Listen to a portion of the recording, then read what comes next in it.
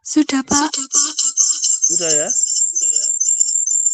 Oke, kita mulai. Bismillahirrahmanirrahim.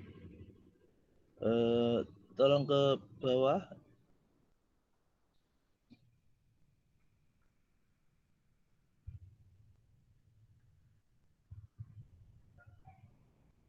Ya, terus.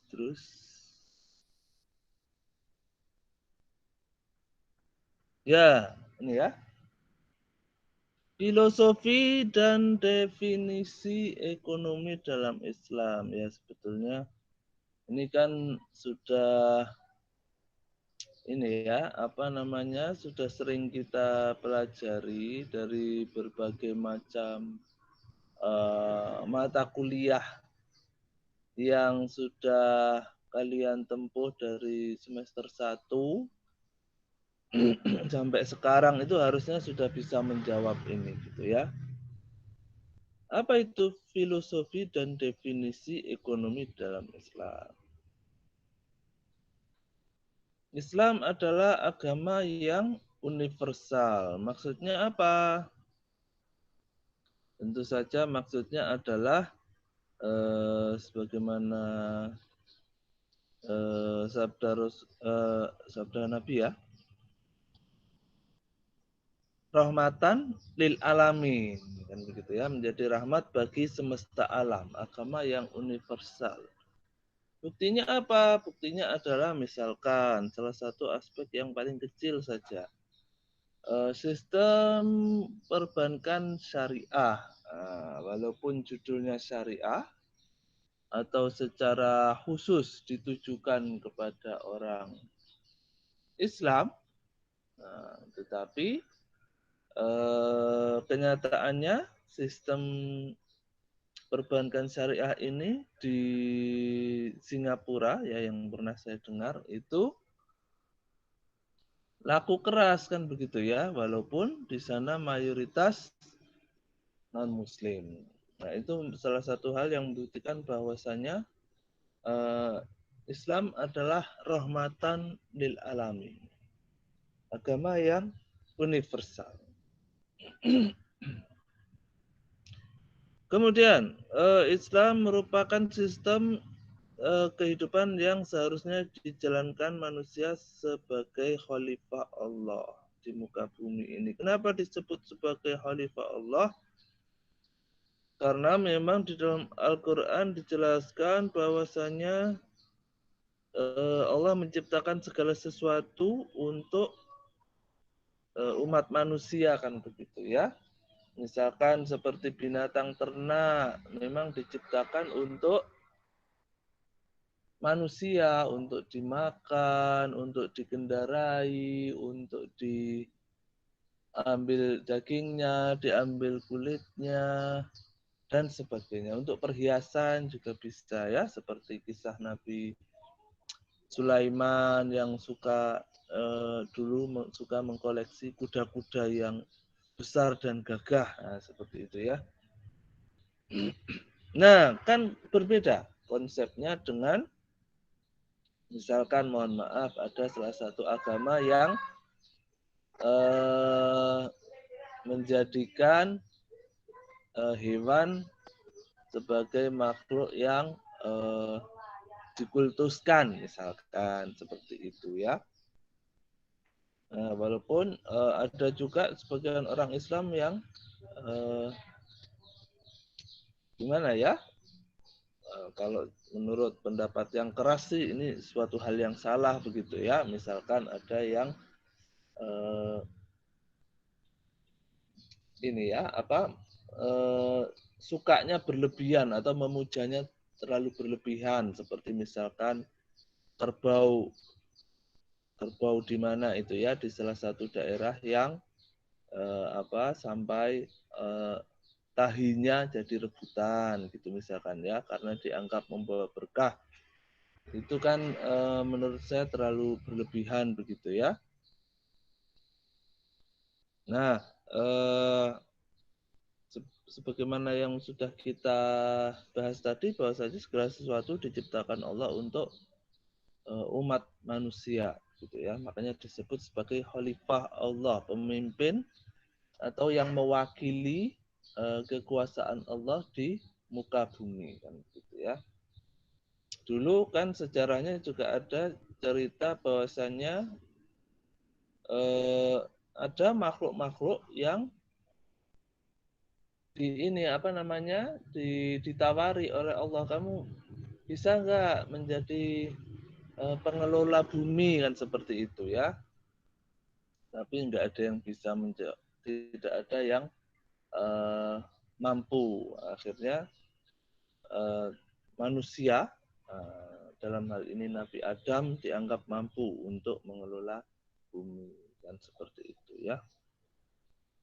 Syariah yang berada dalam ajaran Islam mencakup berbagai aspek kehidupan, baik ibadah, sosial, politik, maupun ekonomi. Ya, ini kan minggu kemarin sudah kita bahas ya. Kalau akidah, ada akhlak, ada syariah. Nah, syariah ini berkaitan dengan hukum, kan seperti itu ya. Nah, syariah ini luas sekali, mencakup selain ibadah,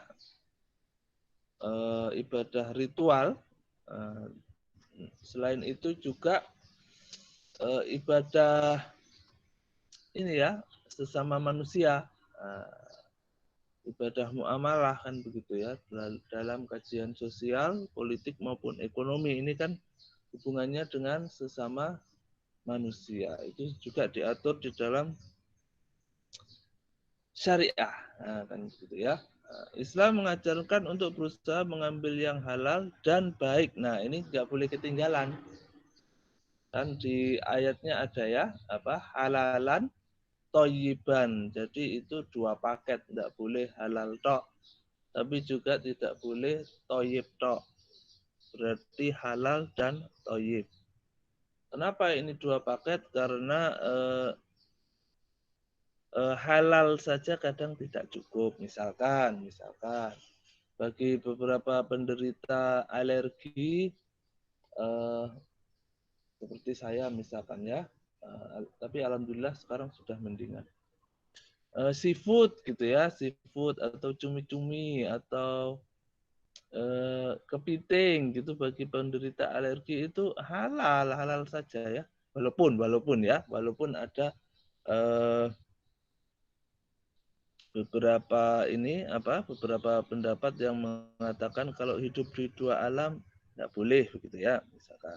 Kalau begitu inilah cumi-cumi misalkan kan halal, secara umum halal, segala sesuatu yang di laut itu halal, bangkainya dan halal darahnya kalau tidak salah ya, pokoknya di laut.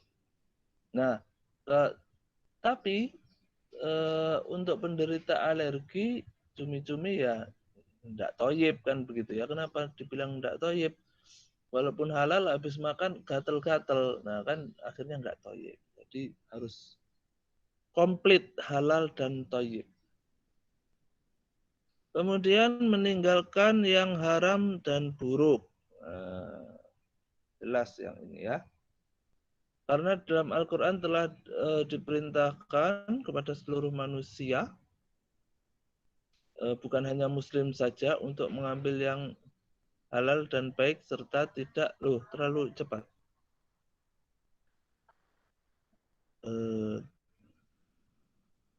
Mana tadi ya? Kayaknya kurang ke atas, Mayang. Terlalu ke bawah. Nah, sudah. Dalam segi materi, Islam memerintahkan semua manusia mencari yang halal baik dari cara memperoleh, memanfaatkan, dan menggunakannya. Nah, ini kan ada hadisnya kan begitu ya. Ada hadisnya bahwasanya nanti di hari akhir akan ditanyakan seorang manusia itu dalam mendapatkan hartanya itu ditanya tiga hal ini kan begitu ya. Dari mana dapatnya, kemudian untuk apa? Terus satu lagi apa ya? Saya lupa ya, kalau nggak salah ada 3. Dari mana, untuk apa? Satu lagi saya lupa. Nah itu ya. Pokoknya tidak hanya sekedar apa? Pokoknya yang penting saya punya harta. Oh tidak. Jadi segala sesuatu sudah diatur kan begitu ya. Tidak boleh yang penting kaya raya. Nah, itu tidak boleh. Harus ada prinsip akuntabilitas kan begitu. Bisa dipertanggungjawabkan.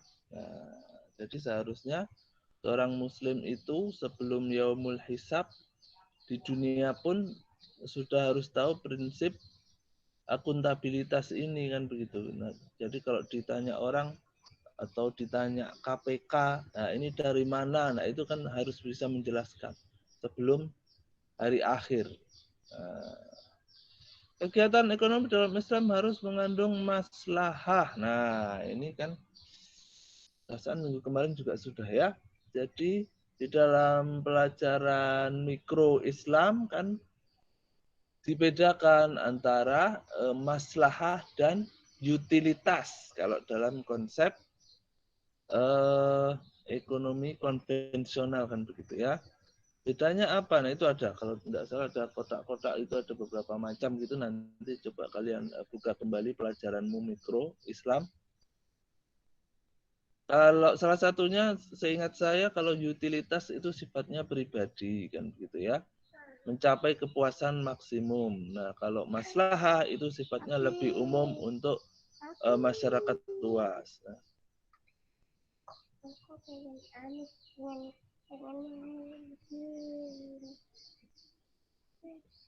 maaf ya.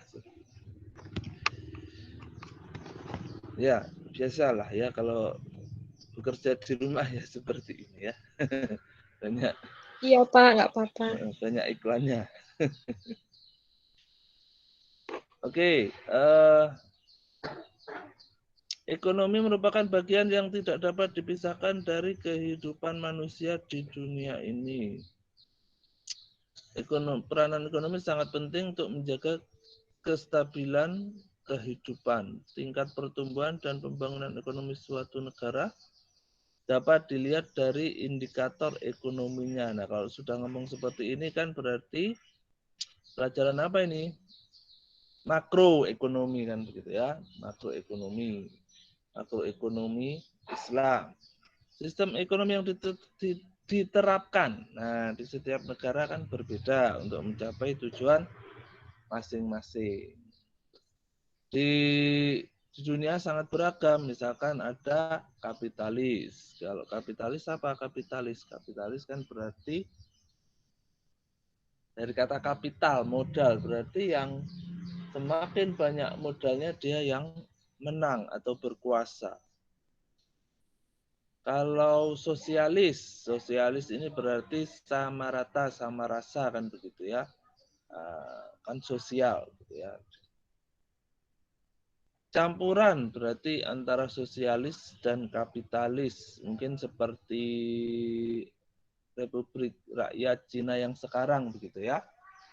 Dibilang sosialis bisa juga karena mereka masih komunis. Tetapi tidak sosialis murni. Kenapa? Karena buktinya ada orang kaya. Nah, kan begitu ya. Seperti siapa orang kaya? Misalkan ada Jack Ma kan begitu ya, pendiri Alibaba. Terus ada beberapa miliuner juga di sana gitu ya. Kalau sosialis murni nggak mungkin ada orang kaya karena harus sama rata sama rasa. Berarti apa? Berarti ya campuran antara sosialis kapitalis. Kalau kapitalis murni itu mungkin seperti Amerika begitu ya, kapitalisnya terasa sekali. Sistem ekonomi Islam seperti apa? Nah ini tugas kalian untuk memformulasikan seperti apa sih ekonomi Islam itu? Apakah sosialis, sama rasa, enggak juga kan gitu ya. Di dalam Islam boleh nggak kaya? Oh boleh. Yang nggak boleh itu miskin. Nah, jadi kemiskinan harus diperangi oleh negara. Nah, cuman perbedaan antara kaya dan miskin di sebaliknya itu menurut Islam itu adalah sunatullah kan begitu ya. Tidak mungkin dihapus ada kaya dan miskin. Kalaupun dihapuskan, dipaksakan untuk dihapus seperti ide-ide sosialisme, jadinya malah tidak karu-karuan ya. Ada pihak-pihak yang terzolimi kan seperti itu. Nah, sampai mana tadi ya? Oh ya, nah, ekonomi Islam gimana? Sosialis? Enggak juga. Apakah kapitalis yang punya modal yang berkuasa? Boleh sih, boleh. Maksud saya berdagang, berbisnis, berusaha menjadi kaya raya di dalam Islam boleh. Tetapi masih ada sisi-sisi filantropinya kan begitu ya. Masih ada hak orang lain di dalam hartamu. Itu kan konsep zakat. Berarti kan tidak kapitalis murni gitu ya. Milikku milikku seperti itu ya. Jadi ada konsep berbaginya. Konsep berbaginya. Kemudian kalaupun sebentar mana tadi ya? Iya, di situ aja dulu berhenti ya. Kalaupun dia dibilang campuran bisa, tetapi ada satu hal yang paling membedakan sistem ekonomi Islam dengan sistem yang lain. Apa itu? Yang paling membedakan adalah bahwa tujuan dari sistem ekonomi Islam itu adalah untuk mencapai falah kan begitu ya, mencapai kemenangan di dalam ridho Allah Subhanahu wa taala kan begitu ya. Karena judulnya sistem ekonomi Islam berarti agama Islam yang menjadi tolok ukur kan begitu ya, menjadi acuan. Tidak seperti di belahan dunia lain yang mungkin sekuler kan begitu ya, memisahkan antara agama dan kehidupannya. Jadi agama ya agama, politik ya politik, jangan dicampur. Gitu. Agama ya agama, ekonomi ya ekonomi, jangan dicampur. Itu sekuler.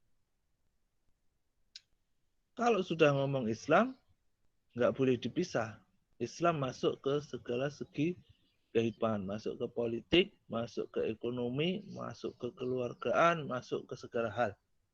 Itu namanya di dalam Islam disebut sebagai kafah kan begitu ya, lengkap atau holistik, menyeluruh, mencakup segala aspek kehidupan.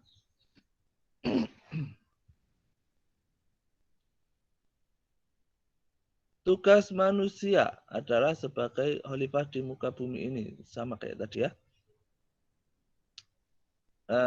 Dan ingatlah kepada Tuhanmu yang berfirman kepada malaikat, aku hendak menjadikan khalifah di muka bumi. Nah, ini kalau kita tahu lanjutannya kan, kemudian para malaikat ini ya, seperti semacam protes gitu ya, bilang sama Tuhan, apakah engkau akan menjadikan manusia sebagai khalifah padahal mereka apa itu ya bahasa Indonesia ya, yasfiku dima kan begitu ya, suka menumpahkan darah, suka perang gitu ya, walaupun sifat jeleknya manusia seperti itu, tetapi juga punya kelebihan. Nah, nanti kalau kalian baca kisahnya di Al-Quran itu kan kelebihan yang paling sederhana, tetapi juga paling penting adalah ini Hai Adam, coba sebutkan nama-nama apa namanya benda itu kan begitu ya. Kayaknya sudah sering saya ceritakan ya sama kalian.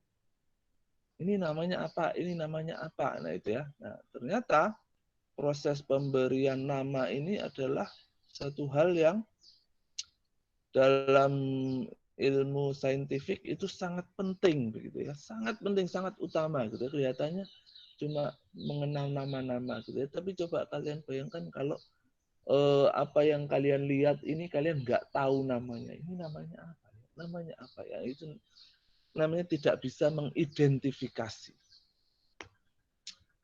Nah, rupanya orang Barat itu sangat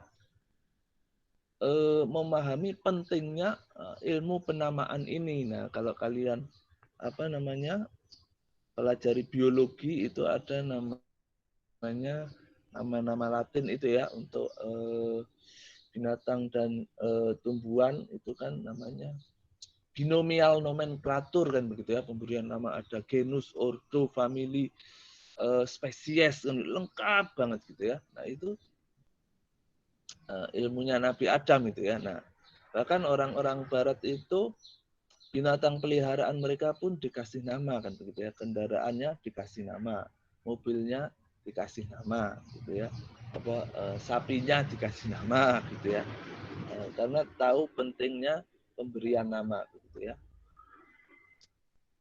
Cuma saya nggak tahu kalau dia punya kambing 100 ekor masa mau dikasih nama satu-satu ya. Nah, dalam rangka menjalankan tugasnya sebagai khalifah, manusia harus mempraktekkan sesuai ibadah dan muamalah. Muamalah mengatur hubungan manusia dengan manusia yang lainnya seperti dalam sosial, ekonomi, dan politik. Kegiatan ekonomi hendaknya berpedoman pada Al-Quran, jelas ya. As-Sunnah, jelas. Ijma, kesepakatan ulama, ini kan sudah kalian pelajari di pelajaran apa ya? Fikih kayaknya ya, fikih muamalah atau usul fikih. Ijma, kesepakatan ulama, dan kias atau membandingkan dengan hukum asal. Bagi seorang muslim dalam kegiatan ekonomi erat kaitannya dengan kegiatan sosial. Jadi tidak ekonomi ansih kan begitu ya. Tidak semata-mata mencari profit, tetapi ada juga sisi sosialnya. Seperti membayar zakat, infak, sedekah. Apa bedanya infak sama sedekah?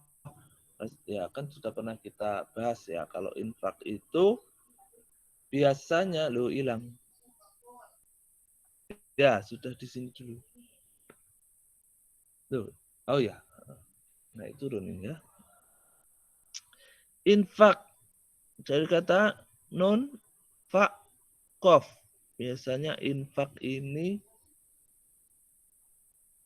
hubungannya timbal balik begitu ya. Misalkan seperti infak parkir itu kalian memberi kemudian ada timbal baliknya kendaraanmu dijagain begitu ya. Ada misalkan kalian beli majalah Islam gitu ya. Majalah apa gitu ya, biasanya ada tulisannya di bawah infak gitu ya, atau bayarnya berapa itu untuk beli majalah itu. Dari kata nun fakof ini juga bisa menjadi nafkah kalau kalian sudah bisa menjadi kepala keluarga kan begitu ya, harus bisa menafkahi istri dan anak-anak. Nah, tetapi infak ini kan sifatnya, kalau nafkah sifatnya wajib ya. Nafkah sifatnya wajib. Tidak ada hitungannya kan begitu ya. Kalau zakat ada hitungannya.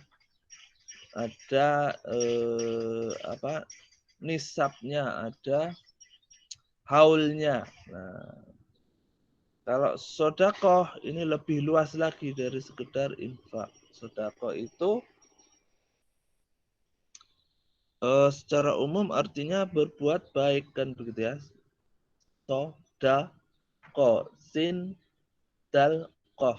Nah, sedekah yang paling mudah menurut Rasulullah adalah tersenyum dan menyingkirkan duri dari jalan.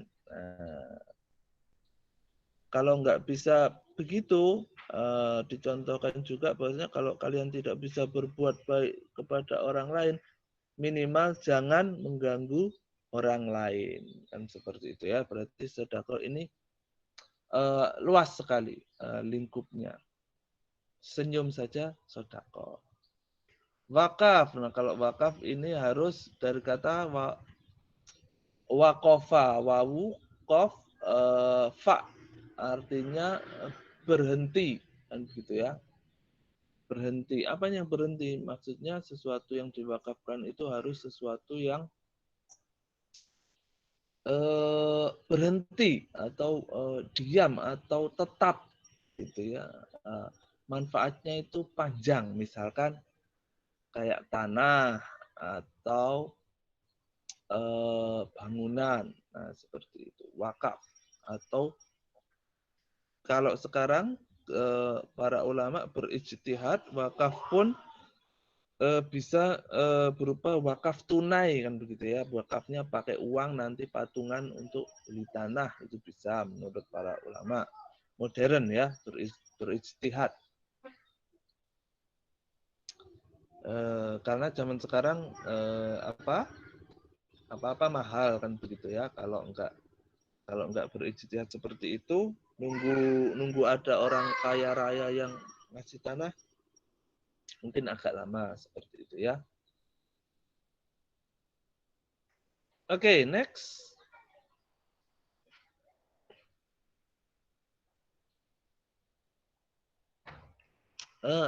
Ya, agak ke bawah, Mayang. Ya. Filosofi ekonomi dalam Islam.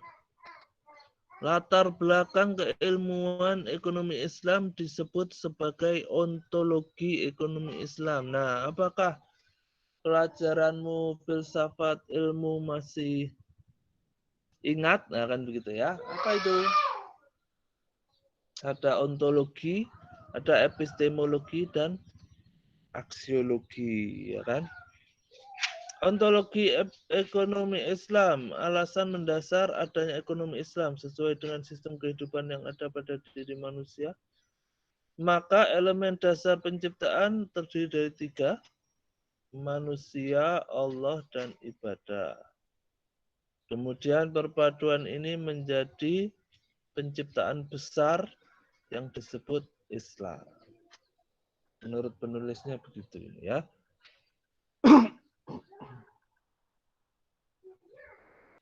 Manusia, Allah, dan ibadah. Kenapa ibadah itu penting? Karena wa ma khalaqtul jinna wal insa illa liya'budun, kan begitu ya. Tidaklah aku ciptakan jin dan manusia kecuali untuk beribadah. Ali Imran ayat 19. Langsung ke ini aja. Bawahnya ya.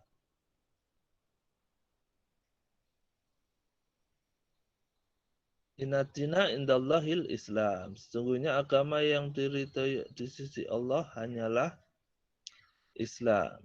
Ya, terus ke bawah. Berarti agama lain tidak diridhoi.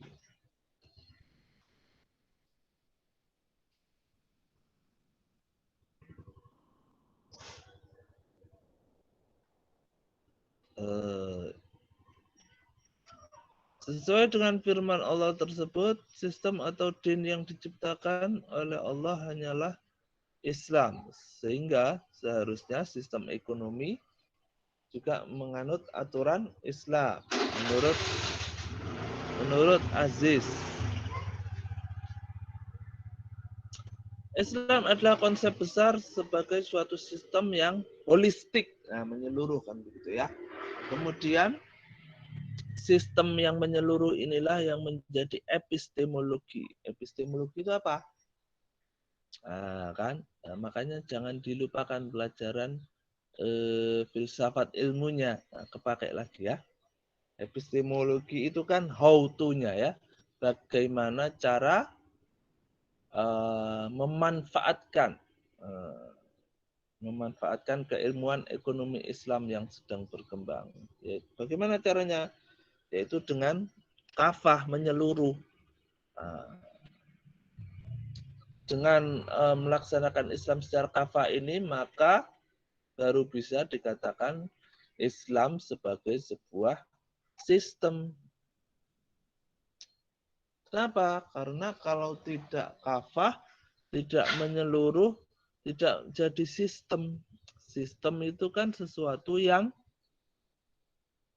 saling berkaitan satu sama lain, tidak bisa dipisahkan. Misalkan mobil ada rodanya, ada bodinya, ada setirnya. Ada rodanya tok, ada bodinya, tapi nggak ada setirnya, nggak bisa belok, kan begitu ya. Ada setirnya, ada bodinya, nggak ada rodanya, nggak bisa jalan. Ada rodanya, ada rodanya, ada setirnya, nggak ada bodinya, bisa sih jalan tapi kedinginan yang naik, kan begitu ya. Itu makanya disebut sistem, satu sama lain saling berkaitan. Begitu juga dengan Islam, kalau yang diterapkan di dalam ekonomi Islam itu hanya ekonominya tok, politiknya enggak. Ya, kurang lebih jadi seperti kita sekarang kan begitu ya. Para penggiat ekonomi Islam hanya bisa bikin BMT, bikin bank syariah. Tetapi selama secara politis masih dalam tanda petik kurang Islami, yang nggak bisa berkuasa ekonomi Islamnya, kecuali secara politik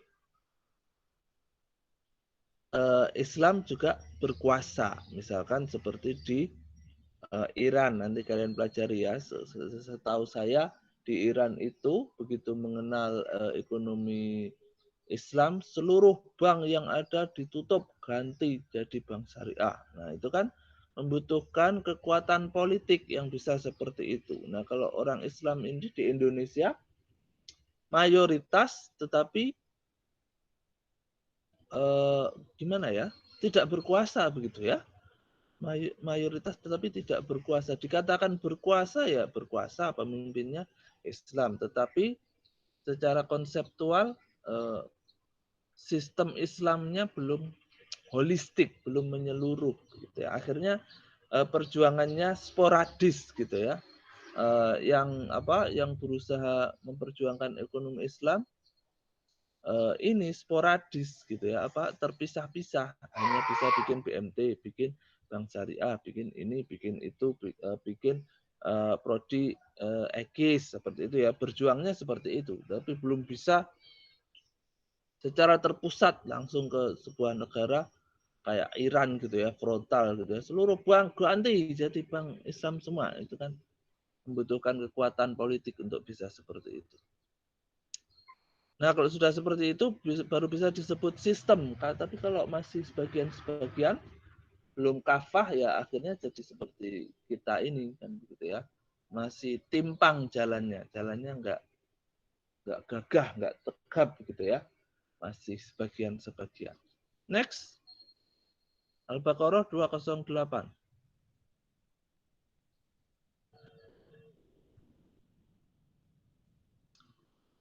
Ya ayyuhalladzina amanu dkhulu fis-silmi kafah. Nah, kan ini ya. Masuklah ke dalam Islam secara kafah. Dan janganlah mengikuti hutuwati syaitan, langkah-langkah setan. Sesungguhnya setan itu musuh yang nyata bagimu. Nah ini langkah-langkah setan itu seperti apa? Nah ini kan abstrak sebetulnya ya. Jadi Al-Quran itu secara general. Nah, kalau detailnya gimana ya, kita harus belajar sendiri. Dari mana datangnya, dari mana taunya detailnya, dari hadis, dari ijma, kemudian ijtihad para ulama, kan begitu ya. Jadi jangan turuti langkah-langkah setan, itulah indahnya Al-Quran ya. Jadi kalimat-kalimatnya pun puitis banget gitu ya. Jadi jangan terus tidak terus kaku gitu ya. Jangan turuti langkah-langkah setan, itu kan bukan berarti menjadi pasukannya setan, enggak berarti begitu. Berarti hanya mengikuti saja itu sudah enggak boleh. Berarti kita harus mencari jalan liane kan begitu ya, kalau kata lagu dangdut koplo itu ya. Nah, ada pertanyaan sampai di sini? Ya, silakan bertanya ya. Silakan bertanya.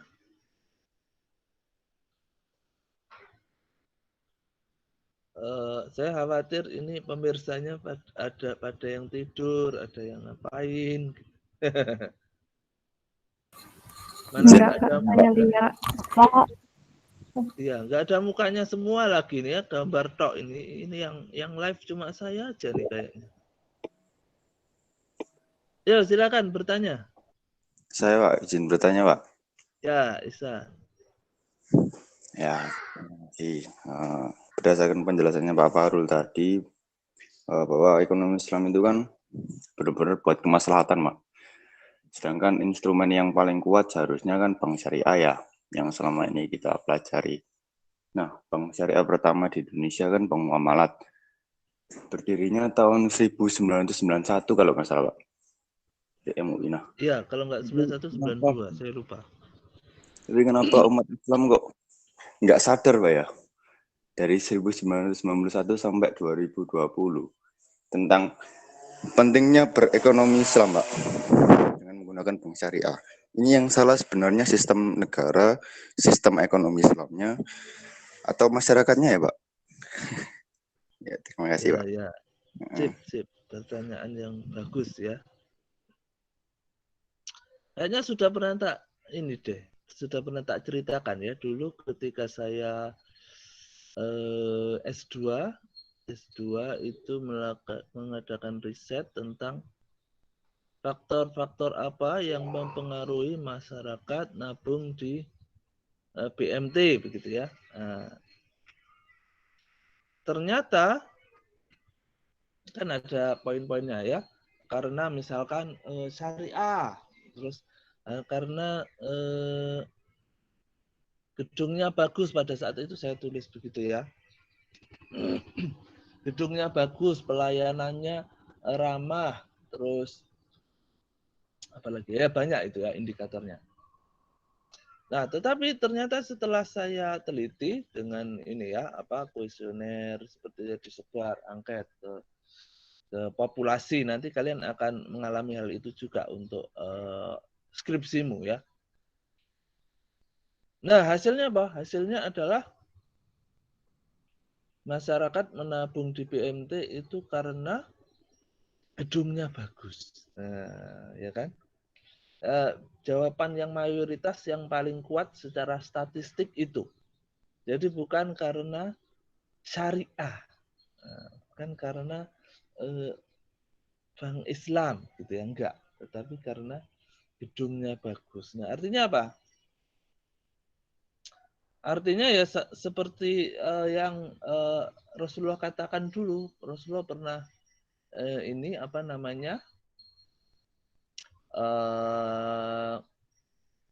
dapat bocoran dari Allah tentang masa depan bahwasanya nanti umat Islam itu kayak buih gitu ya, banyak tetapi nggak berdaya.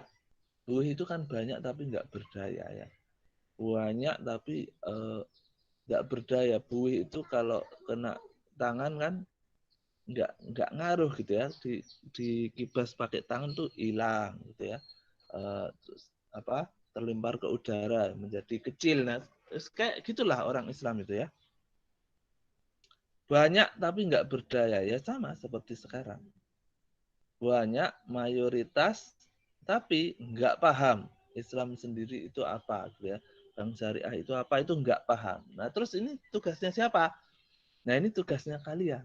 Nah, jadi tugas besar seorang sarjana ekonomi Islam adalah mendidik masyarakat agar bisa lebih melek syariah kan begitu. Jadi masyarakat Indonesia itu masih awam, walaupun mayoritas Islam tapi awam. Awam terhadap Islam itu sendiri. Jangankan Bank Syariah ya, Islam itu sendiri pun awam. Ya. Jadi kebanyakan orang Islam masih ikut-ikutan gitu ya, ikut ini, ikut ini, ikut. Sekarang musim apa, ikut gitu ya. Nah itu kekurangannya kita di situ. Jadi tugasnya ekonom Islam adalah mendidik masyarakat agar lebih paham mengenai ekonomi syariah. Kalau dalam bahasa ilmiahnya itu literasi syariah, literasi. Enggak cuma literasi digital, tetapi literasi syariah juga. Gitu ya, Ihsan ya. Ya Pak, terima Sebetulnya kasih. saya ini loh apa namanya? Saya usul ke panitia apa itu ya acaranya Hima yang apa diskusi mikro itu ya biar bisa live gitu ya. Kan seru ya. Soalnya saya baca di WA itu terus ada tombolnya play suara-suara itu. Iya kalau lagi bawa apa headset gitu ya. Kalau lagi nggak bawa tak setel di ruang keluarga itu kan berisik gitu ya. Tapi kalau live begini, kan, jadi kalau live begini ini walaupun kelihatannya lama, tapi sebetulnya malah cepat. Kalau di WA itu, semester kemarin saya banyak sekali kuliah via WhatsApp ya, dan itu menurut saya tambah boros waktunya ya, itu bisa sampai berjam-jam soalnya nunggu responnya mahasiswanya itu lama banget gitu ya. Acara kalian yang diskusi itu kan begitu juga ya, hari Jumat jam berapa itu ya? Ini nggak apa-apa ya, sedikit keluar konteks tapi masih berkaitan. Ya Pak, matur nuwun. Nanti Ya, Jumat nggak habis maghrib apa habis isya itu ya? Langsung diskusi. Wah, diskusinya pakai WA, nungguin satu kelompok yang lainnya, saling menunggu, selesainya jam biru. Jam 10 malam, dosennya disuruh memberi tanggapan nggak ada. Yus podo sare semua ya, sudah tidur semua ini apa? Tidurin anaknya. Jadi kalau mahasiswa kan sih kuat begadang. Yang tua-tua ini kan harus ini ya, ya Pak. tidurin anaknya juga. Ya itu saran saya buat panitia ya. Saran saya buat panitia. Terima kasih banyak Pak. Nanti kita evaluasi bersama. Ya, sip. Tapi secara umum bagus sekali acaramu itu ya, bisa menambah wawasan gitulah ya buat pemirsanya. Kita lanjutkan dulu ya, Ya, enggak apa-apa ya, silakan ya. Kalian sambil sarapan atau sambil tiduran. Yang penting tetap mendengarkan. Lama-lama kayak siaran juga ini. Iya, Pak. Iya.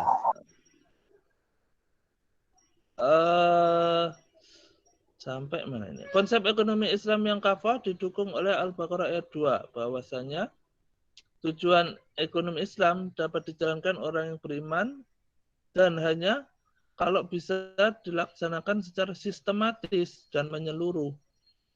Kalau enggak akhirnya ya jadi timpang seperti sekarang itu kan begitu ya.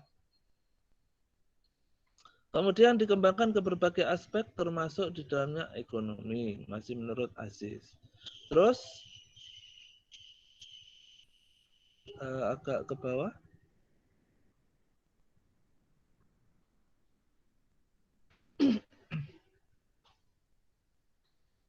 Kerangka dasar Islam dari konsep yang menyeluruh berupa kafah ini perlu diterjemahkan ke dalam penerapan ekonomi secara makro dan mikro, ya kan? Makanya pelajaran kalian ada mikro dan makro ekonomi Islam. Implementasi dari kedua hal tersebut dijabarkan dalam bentuk aksiologi. Nah, balik lagi. Pelajaran filsafat ilmu kan tadi sudah biologi apa itu berarti ontologi kan hakikatnya, kalau epistemologi cara mendapatkannya, kalau aksiologi itu bagaimana penerapannya. Nah, kan gitu ya. Keseimbangan sistem ekonomi terdiri dari dua hal, antara penawaran dan permintaan. Secara analogis, gambaran keseimbangan dua hal ini disebutkan sebagai dalam Al-Quran disebutkan sebagai hubungan antara hal yang baik dan hal yang buruk. Kok begitu ya?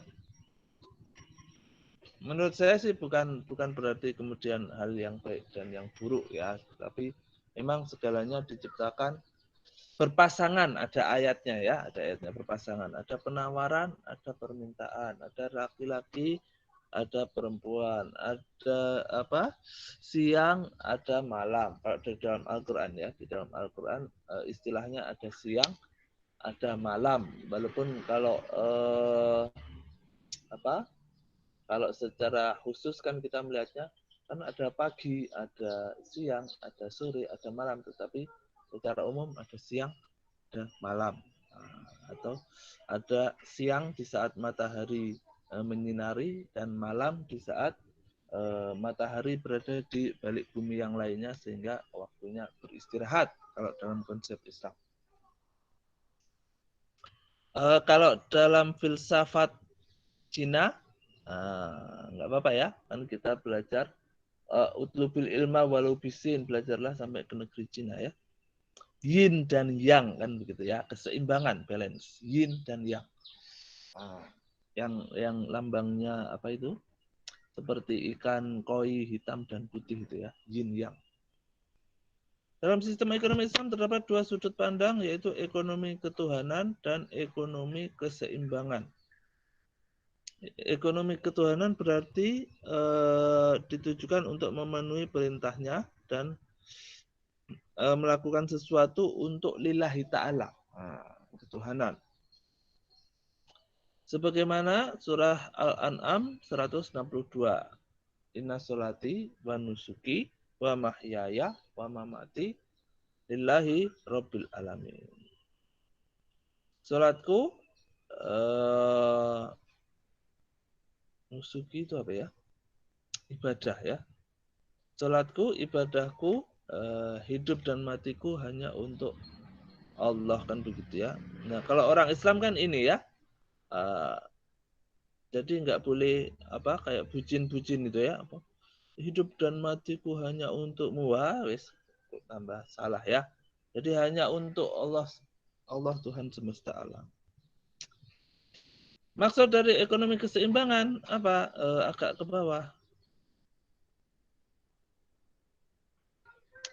Agak ke bawah, Mayang ininya.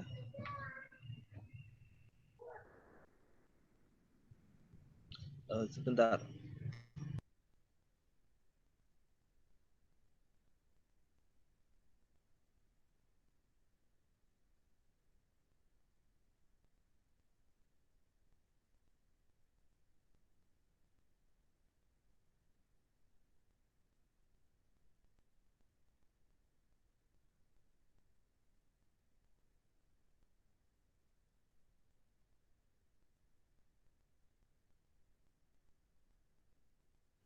Maksud dari ekonomi keseimbangan adalah pandangan Islam terhadap hak individu dan masyarakat diletakkan dalam keseimbangan yang adil. Tentang apa ini ya? Dunia dan akhirat. Tentang jiwa dan raga. Tentang akal dan hati.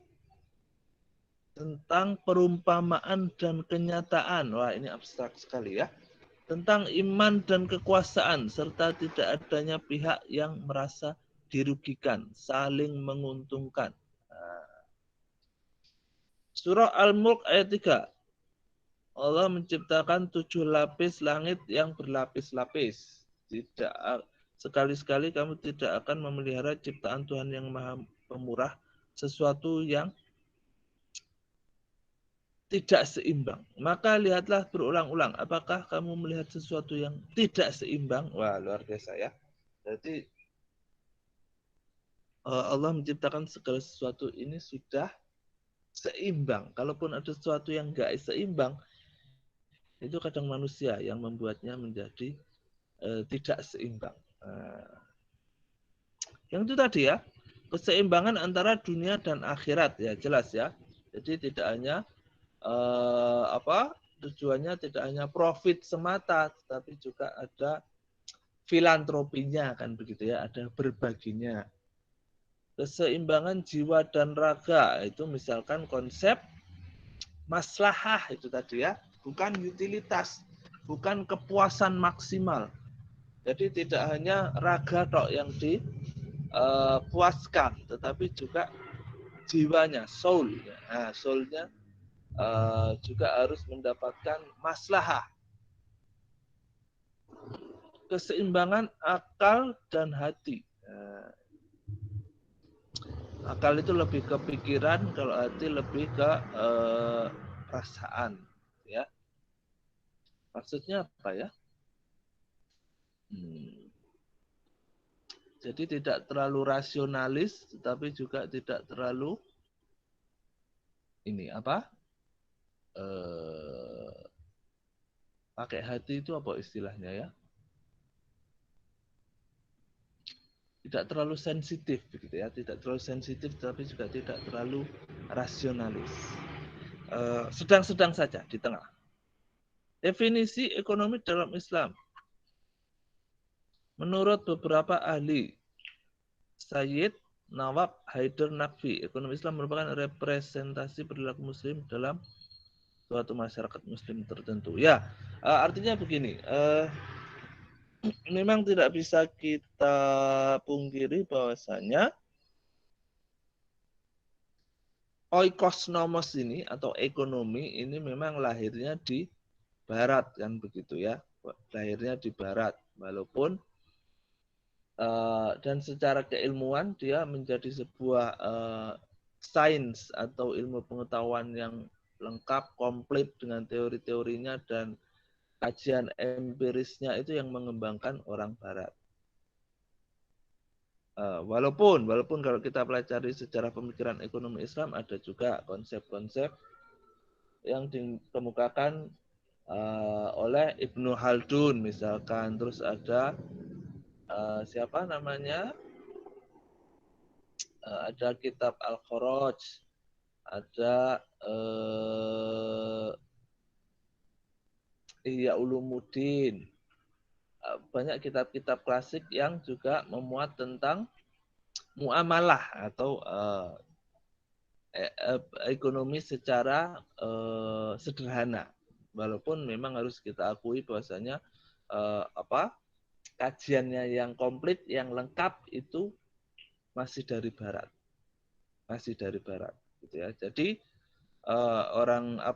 para ekonom muslim akhirnya kan ini ya terpecah ya, ada yang berpendapat bahwa ekonomi Islam itu ya ilmu ekonomi yang diislamkan. Ada yang berpendapat bahwa ekonomi Islam itu ya orang Islam yang belajar ekonomi. Ada juga yang berpendapat yang agak radikal bahwa ya ekonomi syariah itu bukan ekonomi yang seperti sekarang ini, bukan. Berbeda 100%. Nah, seperti itu. Misalkan pendapat yang radikal, ada yang mengatakan bahwa seluruh bank itu salah gitu ya. Seluruh bank itu riba, termasuk bank syariah itu juga masih riba. Nah, yang radikal kan seperti itu. Nah, biar lebih lengkap memang harusnya kalian mempelajari ketiga-tiganya aliran itu.